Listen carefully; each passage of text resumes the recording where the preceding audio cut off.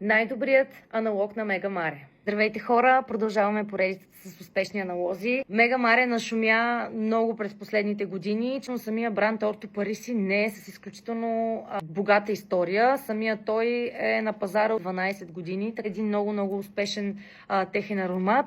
Нотките, които най-много се отличават в така наречените водорасли. Другата нотка калоне. Означава буквално това е чувството на тук, що разрязала се диня, чувство за свежест, чувство така за лято, за лекота. Комбинирана с водораслите просто става един брилянтен филм. В вкусните си нотки откриваме с лимон и бергамот. Това имаме тези водорасли калоне.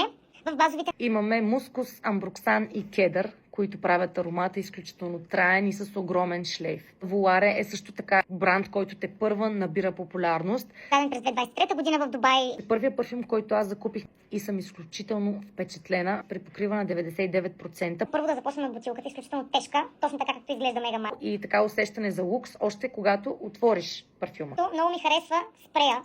Просто хората знаят много добре, че усещането, когато пръснеш от флакона и да самата струя, ти носят усещане за лука в този парфюм.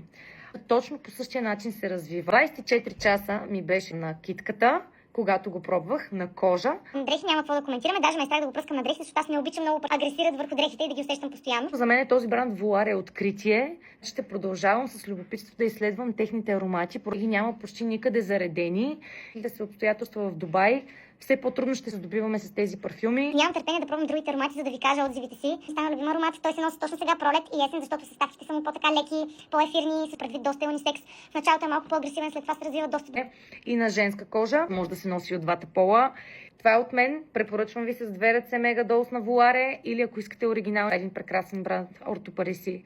Последвайте канала, ако искате да ви излизат още видеа от мен. Чао!